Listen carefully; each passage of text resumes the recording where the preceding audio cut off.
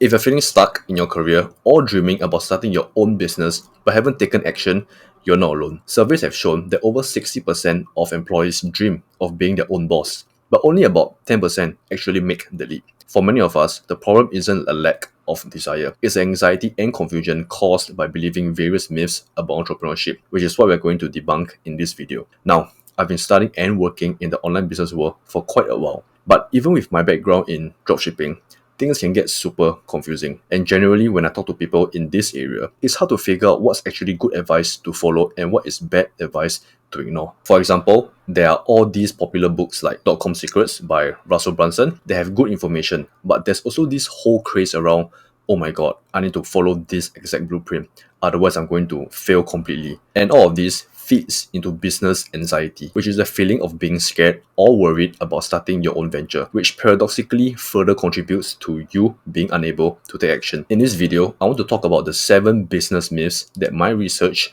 has debunked. And so, if you're like me, you're fallen into believing some of these myths, then hopefully this video should help you out and help you get started on building your ideal business. Let's get started. Alright, myth number 1. You need to pick a profitable niche first, then build a business around it. But it turns out that focusing on yourself first is actually much more important and sustainable. This is all because of what I call authentic entrepreneurship. Authentic entrepreneurship underpins almost every aspect of building a successful modern business. Studies show that when you build a business around your own interests and experiences, you are far more likely to persevere through challenges. Instead of picking random niches or following market trends, successful modern entrepreneurs often become the niche themselves. They focus on assisting their past selves by solving problems they have personally experienced. Most people embarking on a business journey have no idea how to start one. Naturally, they begin searching for business ideas rather than reflecting on the kind of life they want and designing a route to achieve it, which is pretty eye-opening because now I realize I don't need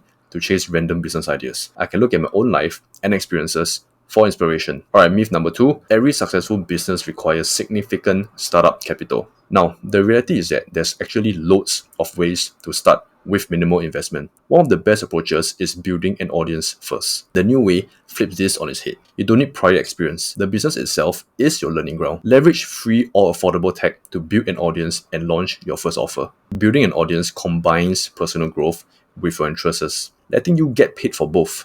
And the great thing is that when you build an audience, especially an email list, you own that relationship, unlike when you're paying for ads to access someone else's audience. I personally tried the expensive startup route at one point. I invested thousands in ads for an e-commerce business before I had any audience or real expertise. And what I found was that I burned through cash quickly while struggling to find customers. Myth number 3. You should follow a rigid business model from day one. This isn't entirely a myth, but what the research shows is that successful entrepreneurs allow their business models to evolve or pivoting as they grow. Even established companies like Instagram, originally known as Bourbon, Slack, originally a gaming company, and Twitter, originally audio, succeeded after substantially evolving their business models. Evolving offers means starting with what's appropriate for your current audience size and skills, then adapting as you grow. Your 2 main starting options: digital products, which can come in the form of templates, guides, or ebooks, requires strong content-driven traffic, or services such as freelancing,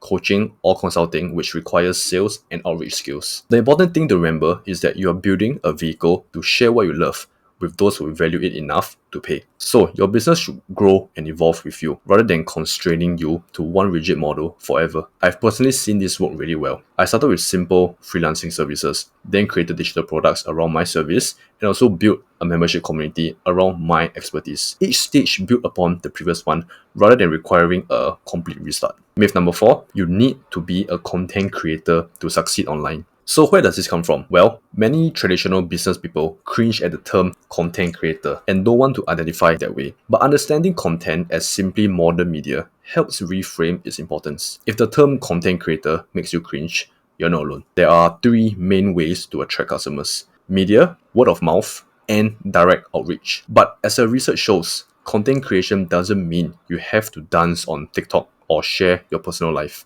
It simply means producing valuable educational materials related to your expertise. You don't need to identify as a content creator to succeed, but content creation is the key driver of your business. I personally struggled with this concept initially. I didn't want to be one of those people constantly posting on social media, but once I reframed content as simply teaching what I know, it became much more authentic and enjoyable. By the way, if you're enjoying these memes so far, I would love it if you could hit the like button for the YouTube algorithm. Apparently, it really helps. Alright, myth number 5, you need to figure everything out on your own. Now, I got into this whole entrepreneurship thing at one point, thinking I needed to create something completely unique and figure everything out from scratch. But what I discovered is that some smart imitation is actually a crucial skill. You don't need an encyclopedia to set up your profile, create viral content, or sell products. All you need is observation and a willingness to experiment. Research shows that analyzing successful examples in your field and adapting their strategies is not just acceptable, it's essential for learning. Save 5 sources of inspiration: brands, content, products, analyze their structure and qualities. Try adopting one element at a time, then another. This doesn't mean copying others entirely, but rather understanding what works and why. Then apply those principles to your unique situation. Myth number 6,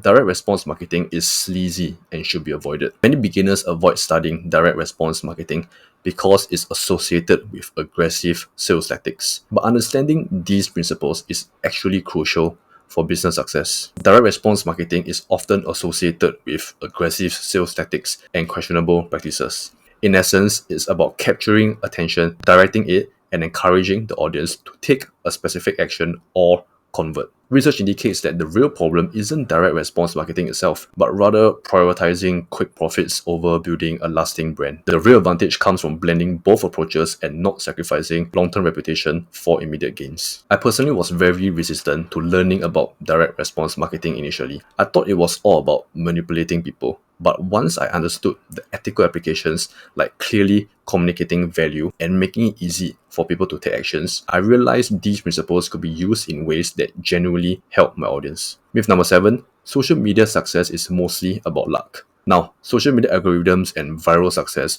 were a big thing that confused me when I was starting out. I would post randomly and hope something would take off. A common mistake is treating social media like a lottery ticket.